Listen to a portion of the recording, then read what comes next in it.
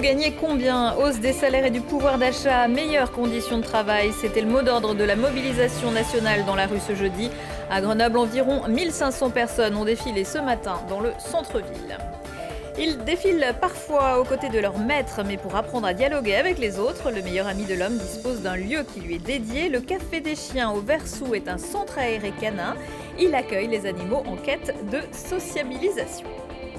Et puis la Belle Étoile en Belledonne, une randonnée en ski que les habitués connaissent bien, mais aussi un bel événement de ski alpinisme sur 3 jours. Le temps fort, ce sera dimanche matin et en direct sur Télé Grenoble. Le directeur de course, Julien Bretet, est l'invité de ce JT. Bonsoir à tous, ravi de vous retrouver dans ce JT du jeudi 27 janvier 2022, du lundi au vendredi à partir de 18h, l'essentiel de l'actualité du Grand Grenoble. Le gouvernement en force samedi pour une visite des Villeneuve de Grenoble et Échirolles. Le Premier ministre Jean Castex ainsi que le ministre de la Santé et des Solidarités Olivier Véran, la ministre du Logement Emmanuelle Wargon, la ministre de la Ville Nadia Hay et la ministre de l'Éducation prioritaire Nathalie Emas seront en déplacement en Isère. Au programme, visite des projets de rénovation urbaine, rencontre avec le bataillon de la prévention, des animateurs et bénéficiaires des projets menés dans le cadre de la cité éducative Grenoble-Échirolles et discussion avec des associations au gymnase Jean-Philippe Motte. Une visite qui vise aussi à dresser un bilan un an après l'organisation du premier comité interministériel de la ville et indiquer les nouvelles perspectives. Des perspectives, ils aimeraient en avoir plus et réclament un effort de la part des dirigeants politiques. Nouvelle journée de mobilisation ce jeudi pour la défense de l'emploi, de meilleures rémunérations et une hausse du pouvoir d'achat. À Grenoble, la manifestation est partie de la gare à 10h pour rejoindre la place de Verdun et les abords de la préfecture. Dans le cortège, des fonctionnaires, des profs, des employés de la Poste, des hôpitaux, des transports en commun, des salariés du privé, des artistes, des élèves et même des scientifiques. Les salaires au CEA sont exprimés selon une grille et cette grille reste figée puisque la valeur du point est figée depuis plus de 12 ans. Et si cette valeur de points avait suivi l'inflation depuis 1983, aujourd'hui notre salaire serait de 27% supérieur à ce qu'il est. Avant on faisait la préparation et la distribution, maintenant il y a des préparateurs d'un côté et des distributeurs de l'autre qui n'ont pas forcément de lien entre eux. Les préparateurs c'est jamais les mêmes, ça tourne tout le temps.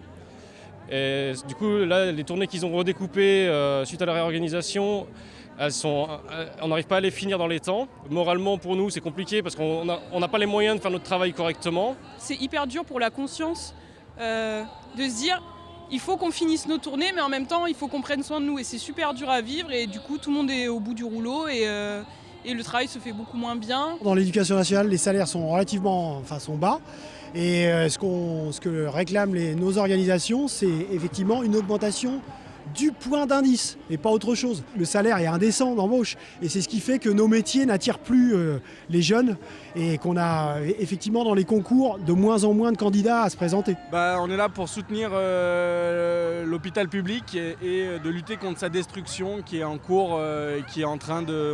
On a l'impression que c'est en train de s'achever là. Il nous achève à coup de fermeture de lits et de diminution des personnels. Ils épuisent, on a l'impression que c'est de l'épuisement volontaire. Et voilà, et donc on n'en peut plus et on essaye de faire bouger les choses, mais on est un petit peu pessimiste. Les manifestants étaient 1500 selon les organisateurs, 1300 selon la police. Pandémie, confinement, télétravail. Depuis le Covid, les occasions de sociabiliser sont parfois rares. C'est vrai pour vous, pour nous, mais c'est aussi vrai pour les animaux de compagnie. De la compagnie de leurs congénères, ils en manquent parfois terriblement. Alors Élise Collin a créé le Café des Chiens au Versou. Laurie Baillet s'y est rendue. Anciennement clerc de notaire, Élise a tout plaqué pour ouvrir en septembre 2018 le Café des Chiens, ici au cœur du Versou. Ce centre aéré spécial toutou possède un terrain de jeu sécurisé et clôturé de 1500 m². L'occasion de se dégourdir les pattes et de se sociabiliser. Mon rôle, c'est de faire en sorte que les chiens jouent correctement, est-ce qu'il n'y ait pas trop de conflits, est-ce qu'il n'y en ait pas qui se fassent embêter, voilà, à veiller à tout se passe bien entre les chiens. Ça m'arrive de jouer un peu avec eux, avec des frisbees, etc. Mais voilà, j'aime bien quand ils creusent des trous, qu'ils mangent des bâtons, voilà, qu'ils fassent leur vie de chien tranquille. Les maîtres, souvent, ils n'interagissent pas au bon moment ou ils ont un peu peur de certaines interactions. Et là, au moins, moi, je sais quand est-ce qu'il faut intervenir ou non. Berger australien, husky, golden retriever, beagle, ce centre aéré accueille une quinzaine de chiens à la journée ou à la demi-journée et c'est sur réservation. Et ben moi je pose Pongo, au début il avait des soucis de sociabilité, il avait un contact difficile avec les chiens. Et donc on s'est dit qu'avoir une quinzaine de chiens une demi-journée c'était pas mal, donc effectivement ça lui a fait un grand bien. Ouais. Les chiens ont besoin de se dépenser, ont besoin d'être entre eux, en fait, entre congénères. Et c'est vraiment important pour eux d'avoir des copains comme nous, quoi. Le Café des Chiens est ouvert du mardi au vendredi de 8h à 19h. Et en dehors du Café des Chiens, il existe une douzaine de centres aérés pour les chiens dans la région grenobloise. Creuser des trous, jouer avec des ballons, lancer la baballe. La suite, c'est avec l'agenda sport du week-end préparé par Arthur Glory. Amis supporters, il faudra braver le froid de la montagne pour suivre au plus près ce week-end sport. Et pour commencer, le FCG retrouvera son enceinte contre Rouen. Après un match épique à Bayonne, remporté sur le fil, les Isérois reçoivent l'avant-dernier. Mais comme l'a rappelé Arnaud Egui en conférence de presse, il ne faudra pas se relâcher. D'autant que le club a perdu le talonneur Mathis Saragalé dans la dernière bataille, touché au ligament croisé. FCG Rouen, c'est vendredi à 19h30. Place à l'air frais et la neige pour le championnat régional paraski alpin. Les athlètes en situation d'handicap sont attendus sur la station de Lens-en-Vercors et ce sera assurément une compétition relevée. Les qualifiés iront concourir au championnat de France de la discipline en mars prochain. Début du géant samedi à 10h. Et pour bien finir le week-end, quoi de mieux que courir dans la neige? La foulée blanche vous donne rendez-vous sur le domaine skiable d'Autran afin de participer à 2 temps forts, la foulée des patients et la foulée solidaire. Cette journée sera aussi l'occasion de mettre en lumière l'association 50-50 et l'association Institut de thérapie sportive qui développent des solutions de réinsertion et reconstruction face à des imprévus de la vie. Départ dimanche à 10h. Toujours dans le froid, le Red Light Winter Trail se déroulera dimanche à Saint-Pierre-de-Chartreuse. Les coureurs disputeront un 25, un 15 et un 8,5 km. Départ dimanche à respectivement 8h, 9h et 10h. La foulée blanche, c'est aussi bien sûr le 42 km. Et puis le FCG a décidé d'inviter pour le match de vendredi tous les anciens coéquipiers de Jordan Michelet de Voiron, Bourgoin-Jallieu et Strasbourg, décédé brutalement le 18 janvier. Le joueur a été inhumé mardi après-midi en l'église de Voiron. Autre grand rendez-vous sportif ce week-end, la Belle Étoile. Ça commence vendredi, mais le temps fort, ce sera dimanche matin avec un direct sur Télé Grenoble à partir de 9h. On en parle avec vous, Julien Bretet, bonsoir. Bonsoir. Vous êtes le directeur de cette course qui est organisée par le Dauphiné Ski Alpinisme et le team Isère Montagne. Pourquoi est-ce que ça s'appelle la Belle Étoile ? Parce que c'est le sommet emblématique qui est juste au-dessus des 7 lots, le départ de la course. Et puis on essaye, bon an, mal an, dès qu'on peut, de monter à Belle Étoile voilà, pour profiter des belles pentes qui sont autour. Ouais, c'est une très belle montagne. C'est un site très prisé, je le disais au début de ce JT, pour les amateurs de ski de randonnée. Est-ce que vous pouvez rappeler, puisqu'on n'est pas tous nés avec des skis aux pieds, la différence entre ski alpinisme et ski de randonnée ? Disons qu'on essaye d'aller chercher des terrains un peu plus alpins, avec un peu des arêtes, des pentes raides, des petits couloirs et tout ça. On va dire, la descente, c'est la même. C'est un peu plus poussé. Oui, il y a des fois des choses un petit peu plus raides. Ouais, de temps c'est en un peu temps, plus engagé. Engagé pour nous, pas forcément, mais on essaye d'aller vraiment d'aller chercher le côté alpin. Et la raideur, les arêtes, des couloirs à la montée, à la descente. Voilà, Et qui nécessite d'enlever les skis et de les porter sur le dos. Voilà, c'est ça, exactement. Ouais. Le programme de ces 3 jours, ce sera quoi ? Cette année, pour la 20e, du coup, on a décidé de faire 3 jours. Donc vendredi soir, un prologue à 18h pour les premiers départs, 18h à 18h30 à la frontale. Voilà, entre Pipé et Prapoutel, on veut rejoindre les 2 sites.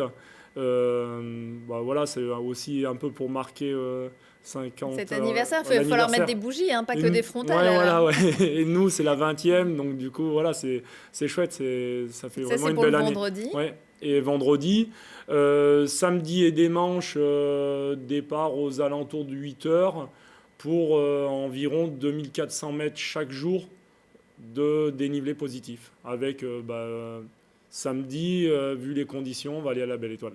Ah, comment ça, on n'y va pas tout le temps? Ah non, c'est la neige qui décide. C'est la neige qui décide. Voilà, c'est suivant les risques d'avalanche et tout ça. Combien de participants pour cette édition? Cette année, on va être pas loin des 300 coureurs. Voilà, donc ça fait une belle édition. Ouais. Et puis cette course, elle permet de marquer des points pour la grande course. Oui. C'est quoi la grande course? La grande course, c'est les courses, on va dire, européennes qui sont vraiment montagne et alpine, donc la Pyramenta en France, qui est très connue. Voilà, qui est très connue, la Patrouille des Glaciers en Suisse par exemple, qui est aussi très connue, ou le Trofeo Mezzalama. Maintenant il y a on va dire un petit challenge, grande course avec d'autres courses vraiment alpines et de montagne sur et nous, il y a de plus en plus de monde qui voudrait les faire, ces courses, qui sont quand même assez costauds. Et on a été approché par ces gens-là parce qu'ils trouvent que dans l'état d'esprit, les parcours et le terrain de jeu, qu'on se rapproche des courses, on est du même niveau, quoi. Courses, on est du même niveau et du coup, eux, ça leur donne une référence. Ils savent que les premiers, et puis même, suivant où on se classe à Belle Étoile, on peut participer ou non à des courses plus connues, mais voilà, c'est une belle reconnaissance. Donc. Comment on fait pour sécuriser un parcours comme ça? C'est le travail des bénévoles? Ouais, c'est le travail des bénévoles. On commence donc pour les courses de samedi, dimanche, mardi à préparer, donc à faire les traces, à équiper les arêtes en corde fixe. On est un peu comme en Via Ferrata, à mettre nos longes et nos mousquetons sur la corde et c'est un parcours équipé? Oui, c'est équipé, bien sûr. Et voilà, toute la semaine. Le départ se fait depuis la station, l'arrivée au sommet du télésiège du Chamois. Cette année, les remontées mécaniques sont ouvertes. Comment vous avez prévu de gérer la cohabitation avec les skieurs? C'est un travail de longue date avec la station. Et du coup, on sait où passer, comment organiser. Et c'est des échanges quotidiens. Juste avant, j'appelais responsable des remontées mécaniques. On échange tous les jours, même plusieurs fois. Et c'est l'expérience et c'est l'habitude.